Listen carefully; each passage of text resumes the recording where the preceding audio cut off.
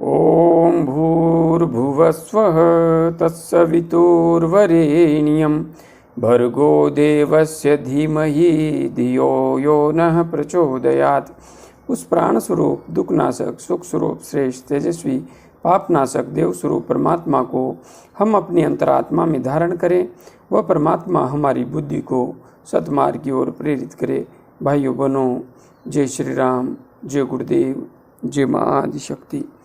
आप सभी भाइयों बहनों की साधना से संबंधित जिज्ञासाओं का समाधान करते हुए मैं प्रथम जिज्ञासा सम्मिलित कर रहा हूँ। बहन सुधा सिंगल जी ने अपनी जिज्ञासा प्रकट करते हुए लिखा है, गुरुजी प्रणाम। प्रणाम बहन, खुश रहिए। मैं आपसे अभी कुछ दिनों से जुड़ी हूँ। अभी कुछ समय से आपकी वीडियो देखना शुरू किया है। बहुत सारी प्रॉब्लम्स थी, पर अब आपकी वीडियो देखकर उनका समाधान मिल गया है। बस एक जगह अटकी हुई हूँ, प्लीज़ उसका समाधान कर दीजिए।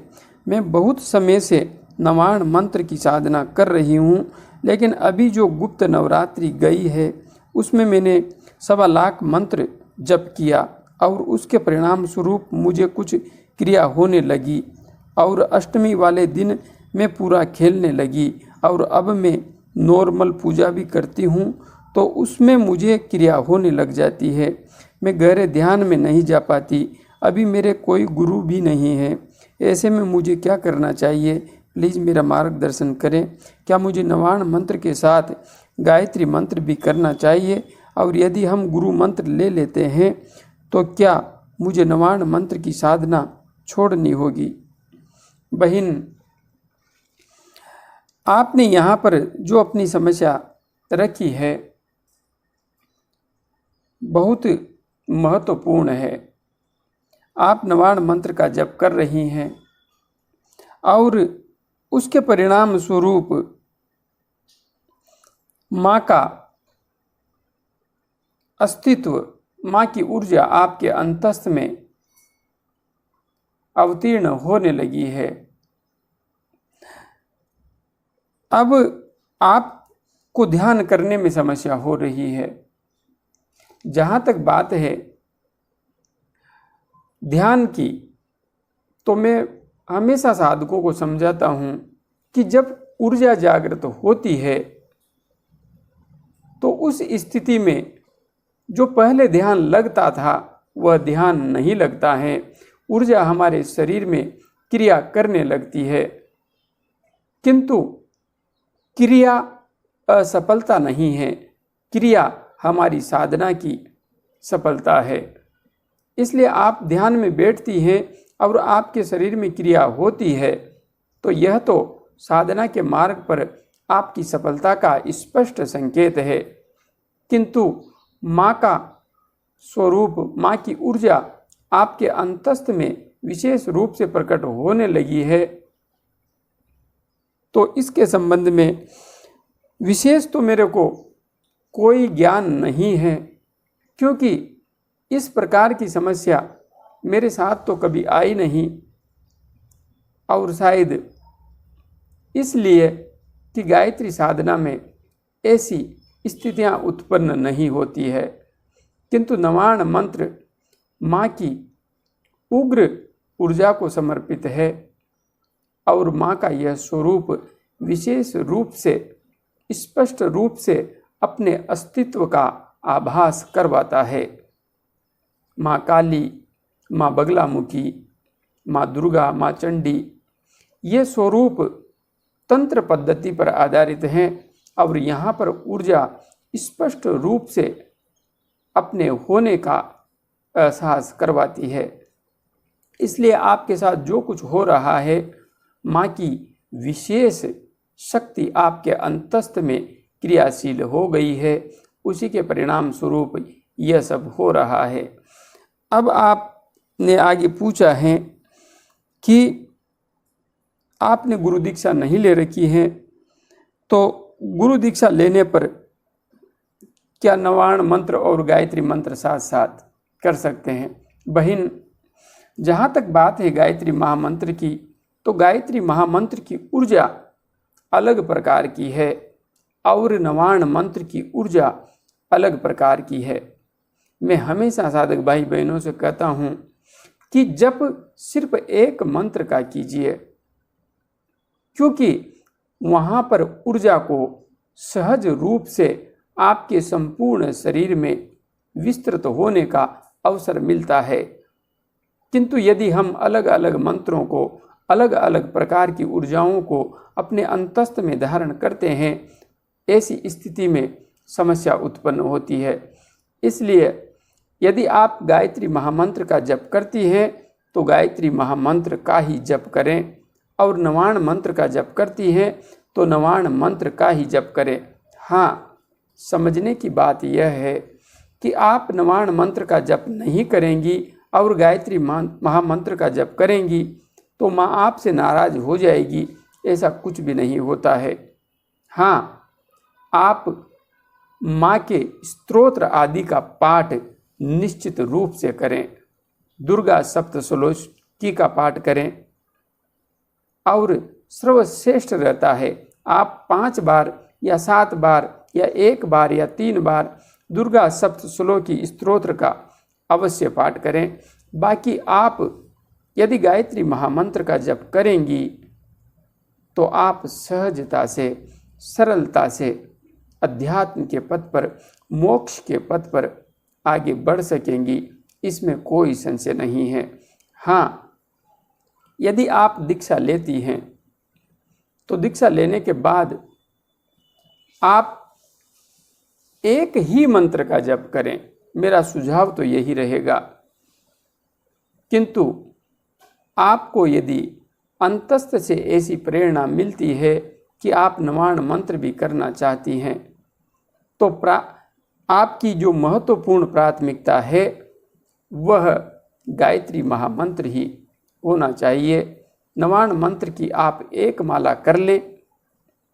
हाँ, यहाँ पर विशेष रूप से समझने की बात है, गायत्री महामंत्र का जप आप तुलसी की माला से ही करेंगी और नवाण मंत्र का जप आप रक्त चंदन एवं रुद्राक्ष की माला से ही करेंगी, क्योंकि ये दोनों ऊर्जाएं अलग अलग हैं और इनका अलग अलग प्रभाव भी विशेष रूप से दिखाई देता है।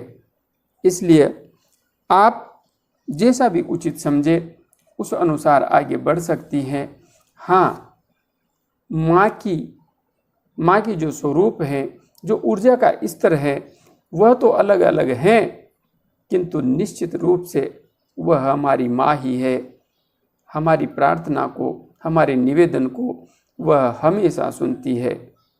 इसलिए माँ का जो भी स्वरूप आपको अच्छा लगे, जिस भी ऊर्जा को आप सहजता से अपने अंदर धारण करते हुए आगे बढ़ना चाहती हैं, उस रूप को, उस ऊर्जा को धारण करते हुए आप आगे बढ़ सकती हैं। आपने 1.25 लाख का अनुष्ठान किया, बहुत बड़ी बात है, बहुत ही बड़ी बात है। इसलिए आगे बढ़ती रहिए।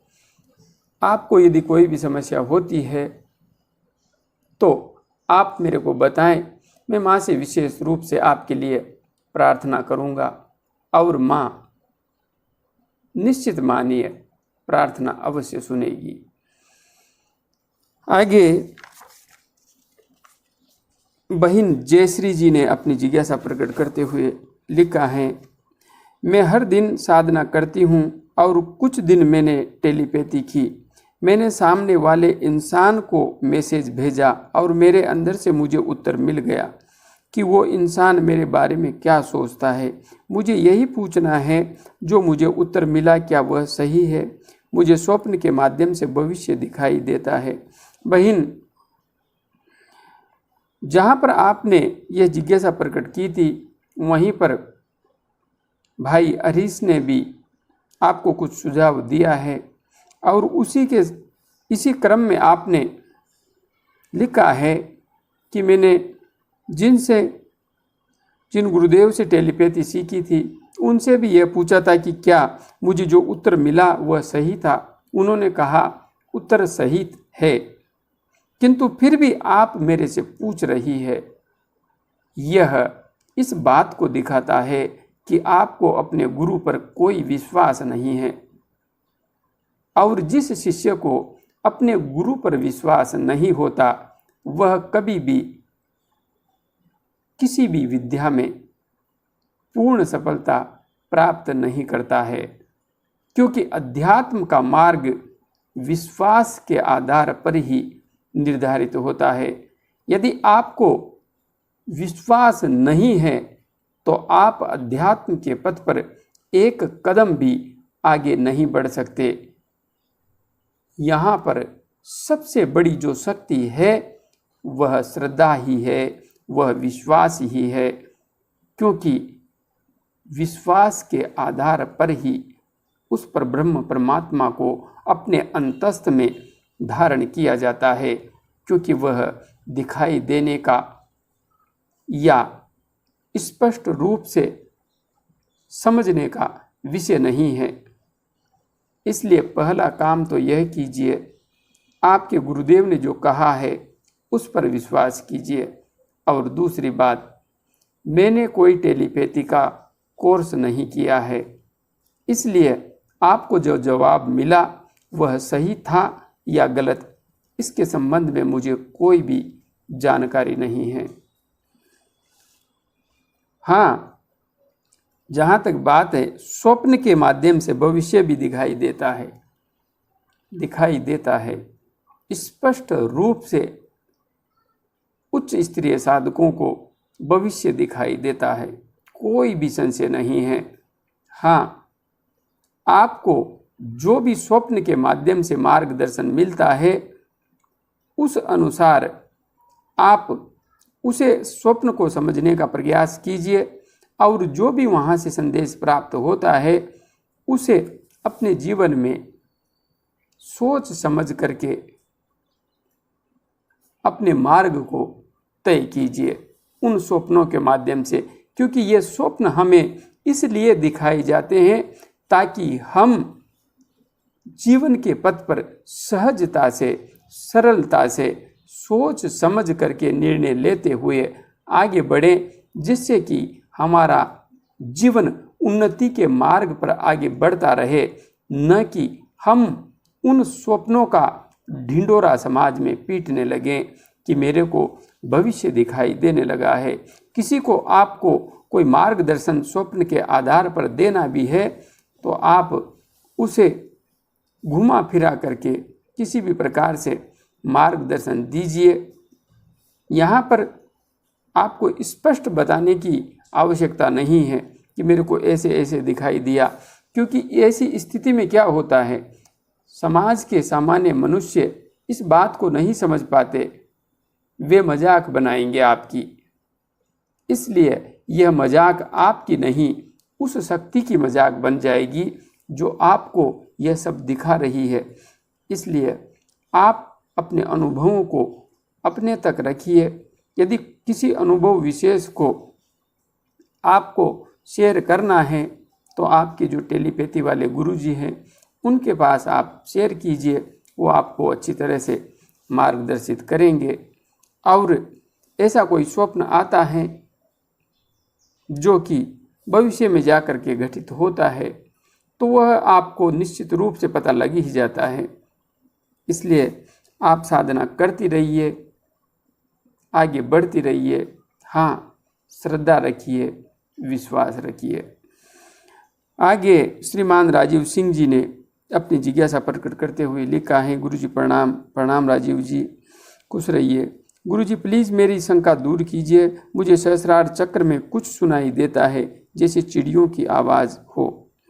राजीव जी, आपको सहस्रार चक्र में कुछ सुनाई दे रहा है चिड़ियों की आवाज़ जैसा, तो आप साधना मार्ग पर यदि आगे बढ़ रहे हैं तो स्पष्ट है आपका प्राण सुषुम्ना मार्ग से उदर्व हो चुका है। उसी के परिणाम स्वरूप आपको नाद की ध्वनि सुनाई देने लगी है। इसलिए आपको मेरा सुझाव है, सुषुम्ना नाड़ी में प्राण का प्रवाह कैसे करें और आज्ञा चक्र का जागरण कैसे करें, दोनों वीडियोज़ को देख लीजिए। विधि का अनुसरण करते हुए आगे बढ़िए। आप सहजता से बिना किसी परेशानी के आगे बढ़ पाएंगे। आगे पुर्तगाल से नारायण पंत जी ने अपनी जिज्ञासा प्रकट करते हुए लिखा है, प्रणाम गुरुदेव, कुशल से हैं गुरुदेव आप। नारायण जी प्रणाम, खुश रहिए। जिसके साथ आप सब साधक भाई बहनों की इतनी सारी दुआएं जुड़ी हुई हो, वह निश्चित रूप से कुशल ही होगा, यह तो आप निश्चित रूप से समझ लीजिए। इसलिए मैं बिल्कुल अच्छी तरह से हूँ और आप भी माँ की कृपा से कुशल मंगल हैं, ऐसा मैं विश्वास रखता हूँ। गुरुदेव, ध्यान के समय जैसे ही प्रकाश का दर्शन हो, उससे पूर्व या तो विचार आते हैं या नींद आ जाती है। ऊर्जा भी बहुत कम हो गई है, अमृत नाभि तक बहता है, परंतु 1 घंटा होते ही ऊर्जा कम हो जाती है। ये सब क्या हो रहा है? मैं शाम को सूरज डूबने से पहले से ध्यान में बैठता हूँ गुरुदेव। नारायण जी, आपने पहले लिखा था कि कार्य की व्यस्तता की वजह से मैं 2 समय ध्यान नहीं कर पाऊँगा, इसलिए मैं एक ही समय ध्यान करूँगा। आपने सुबह का ध्यान बंद कर दिया है, शाम के समय ही आप ध्यान कर पा रहे हैं। तो स्पष्ट है, यदि सुबह के समय हम ध्यान नहीं करेंगे तो जो ऊर्जा का एहसास आपको पहले हो रहा था वह तो नहीं होगा, क्योंकि दोनों समय ध्यान करने पर आपकी नाड़ियाँ पूर्णतया क्रियाशील हो जाती है और उसके परिणाम स्वरूप आपका जो सुषुम्ना मार्ग में प्राण का प्रवाह होता है वह सहजता से, सुगमता से हो पाता है। इस वजह से अनुभव एवं क्रिया अत्यधिक तीव्र एवं गतिशील हो जाती है, क्रिया बढ़ जाती है। किंतु आप एक समय ही ध्यान कर रहे हैं तो ऊर्जा के स्तर में बदलाव तो स्पष्ट रूप से आएगा, इसमें मैं कुछ भी नहीं कर सकता। हाँ, यदि आप अच्छी तरह से प्राणायाम करेंगे तो निश्चित रूप से ऊर्जा क्रियाशील रहेगी। आप प्राणायाम एवं ध्यान मंत्र जप का निरंतर गहराई से अभ्यास करते रहिए। आगे आपने लिखा है, नींद आ जाती है। आप अच्छी तरह से प्राणायाम करके बैठिए और हाँ, शाम के समय आप ध्यान करते हैं तो हो सकता है आपका पेट खाली नहीं होता हो, इसलिए थोड़ा सा इस बात पर ध्यान दीजिए कि आपका पेट ध्यान में बैठते समय खाली होना चाहिए और ऐसी वस्तुओं से बचिए जो कि प्राण के प्रवाह को बाधित करती हो। ऊर्जा भी बहुत कम हो गई है तो होगी, उसमें तो मैं कुछ भी नहीं कर सकता। अमृत नाभि तक बहता है, बहुत अच्छी बात है। अमृत नाभि तक बह रहा है तो यह तो स्पष्ट है कि आप साधना के मार्ग पर आगे बढ़ रहे हैं, परंतु 1 घंटा होते ही ऊर्जा कम हो जाती है। देखिए, हम जितनी देर साधना में बैठते हैं नियमित रूप से हमारा शरीर उसका आदी हो जाता है। वह समय होते ही शरीर अपने आप ऊर्जा का स्तर बदल देता है कि उठने का समय हो गया है, इसलिए ऊर्जा कम नहीं हो जाती है। आपने जो समय अपने आप के लिए निर्धारित कर रखा है वह समय आते ही स्वतः ही आपका ध्यान हटने लगता है, क्योंकि यह हमारे शरीर की स्वाभाविक प्रक्रिया है। किसी समय विशेष पर हम नियमित रूप से सोने लगते हैं और नियमित रूप से उठने लगते हैं तो वह समय होने पर स्वतः ही हमें नींद भी आने लगती है और उस समय विशेष पर हमारी नींद अपने आप खुल जाती है। यही नियम ध्यान पर भी लागू होता है। जितनी देर के लिए हम ध्यान में नियमित रूप से बैठते हैं वह समय विशेष आते ही हमारा ध्यान अपने आप हटने लगता है।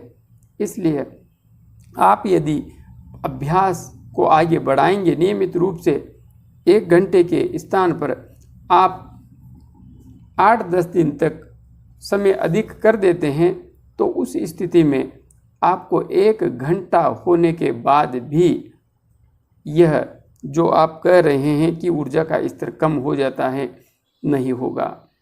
इसलिए सही रूप में समझते हुए आगे बढ़ते रहिए। आपकी जो व्यवसाय से संबंधित बाध्यताएं हैं जब समाप्त हो जाएं तो आप दोनों समय ध्यान करें, निश्चित रूप से सहजता से आगे बढ़ पाएंगे।